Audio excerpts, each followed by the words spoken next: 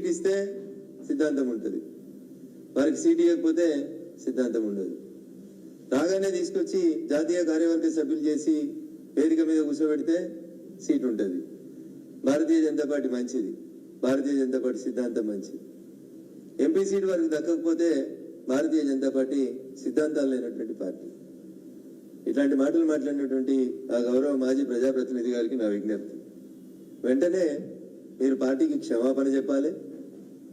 సిద్ధాంతం అంటే భారతీయ జనతా పార్టీ తప్ప ఇంకొక పార్టీకి సిద్ధాంతం లేదు. మీరు సిద్ధాంతాల గురించి మాట్లాడితే అది దురదృష్టకరం, బాధాకరంగా కనబడుతుంది.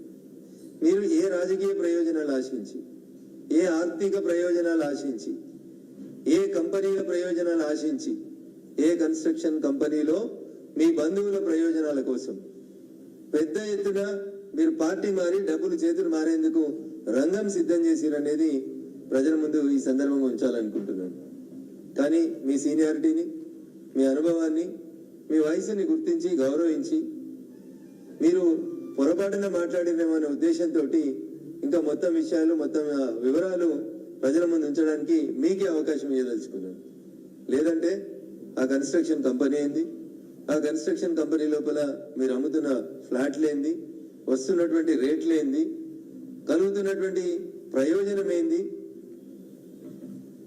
నిన్నటిదాకా అక్కడ ఉన్నటువంటి చేవేల ప్రాంతానికి సంబంధించినటువంటి ఎంపీ గారితో కలిసి మీకున్నటువంటి వ్యాపార లావాదేవీలు ఏంది, మీరిద్దరూ కలిసి కాంగ్రెస్ పార్టీలకు పోయి రేపు మల్కాజ్గిరి పార్లమెంట్కి ఎంత ఖర్చు పెడతామని మాట ఇచ్చారు, చేవేల పార్లమెంట్కి ఎంత ఖర్చు పెడతామని ఇచ్చిండ్రు, నాలాంటి మెదక్ పార్లమెంట్కి, జహీరాబాద్ పార్లమెంట్కి ఎన్నెన్ని డబ్బుల్ని పంపిస్తున్నారు పార్టీ పరంగా.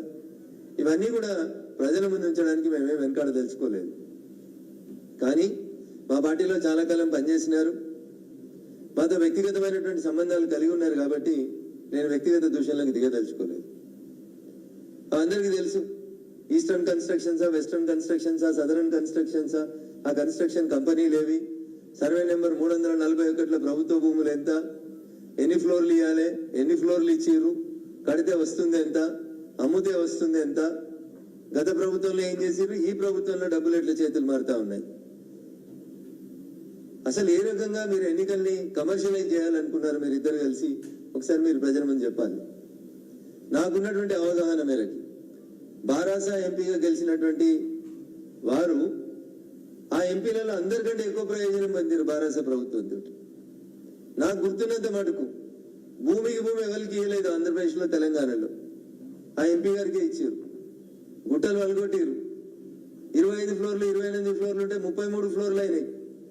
ప్రస్తుత ముఖ్యమంత్రి గారు అప్పుడు పిసిసి అధ్యక్షుని హోదాలో ఒక ప్రెస్ మీట్ పెట్టారు. గుట్టల్ని కొడతారా, గుడిని మింగుతారా, ఏఐసిసికి ఉత్తరం రాస్తాం, ఖచ్చితంగా వాళ్ళ మీద చర్య తీసుకుంటాం, కాంగ్రెస్ పార్టీ రాష్ట్రంలో అధికారంలో ఉంటే ఇట్లాంటి పిచ్చి పిచ్చి ఆగడాలు సాగనీయము అన్నారు. అయ్యా ముఖ్యమంత్రి గారు, మరి ఇలా మీరు చేస్తుంది ఏంటనే చెప్పండి. గౌరవనీయులు జితేందర్ రెడ్డి గారు, గౌరవనీయులు చేవెళ్ళ ఎంపీ రంజిత్ రెడ్డి గారు పార్టీ మారడం వెనకాల జరిగినటువంటి ఆర్థిక ప్రయోజనాలు, కంపెనీల ప్రయోజనాలు, ఇతర పార్టీల్లో ఈ ఎన్నికలలో అభ్యర్థుల్ని ఇబ్బంది పెట్టడానికి మీరు పంపించబోతున్నటువంటి డబ్బుకు సంబంధించి పూర్తి స్థాయిలో మా దగ్గర సమాచారం వచ్చింది. ఏ కన్స్ట్రక్షన్ కంపెనీ ఏ రకమైనటువంటి పనులు చేస్తా ఉంది, ఏ కన్స్ట్రక్షన్ కంపెనీని అడ్డం పెట్టుకొని మీరు ఈ రకమైనటువంటి వ్యాపార స్వప్రయోజనాల కోసం పార్టీలు మారిందనేది ప్రజలందరికీ త్వరలోనే ఉంచబోతా ఉన్నాం ప్రజల ముందు.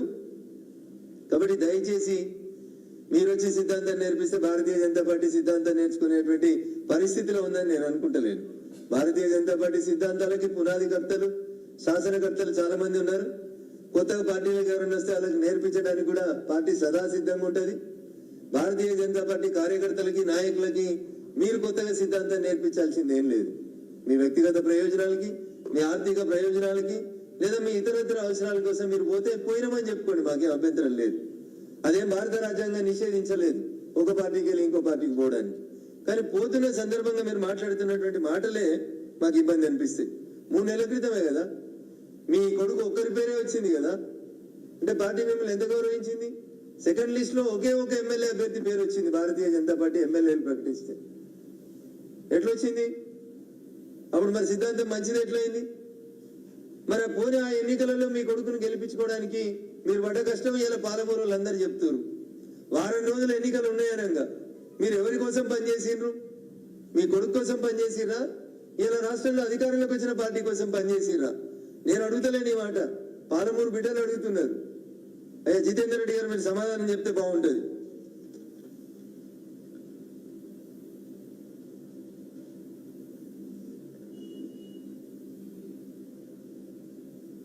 సర్వే నెంబర్ 403 ఈ రాష్ట్రంలో ఒక సంచలనం.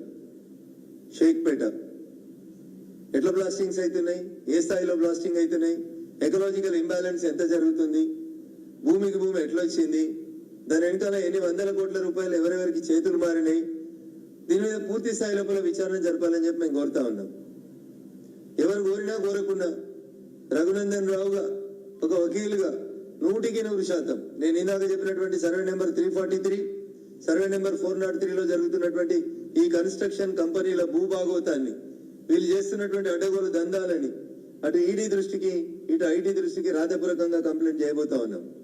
2-3 రోజుల్లో ఈ కన్స్ట్రక్షన్ కంపెనీల వ్యవహారాలు, 343 సర్వే నెంబర్ల అక్రమ కట్టడాలు, ప్రభుత్వ భూముల ఆక్రమణలు, సర్వే నెంబర్ 403 షేక్పేట్ లోపల జరుగుతున్నటువంటి అడ్డగోలు కన్స్ట్రక్షన్స్, వీటన్నింటి మీద ఈ కన్స్ట్రక్షన్ కంపెనీల వ్యవహారాల మీద ఒక రాతపూర్వకమైనటువంటి కంప్లైంట్ ని అటు ఈడీ ముందు ఇటు ఐటీ ముందు ఉంచబోతా ఉన్నాం.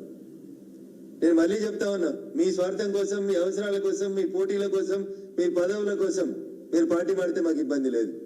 కానీ గౌరవనీయులు జితేందర్ రెడ్డి గారు మునుగోడుకు జరిగినటువంటి ఉప ఎన్నిక సందర్భంగా రఘునందన్ రావు ఇన్ఛార్జిగా పనిచేసినటువంటి సంస్థాన్ నారాయణపూర్ చౌరస్తాలో రఘునందన్ రావు సాక్షిగా ఇంకా నాతో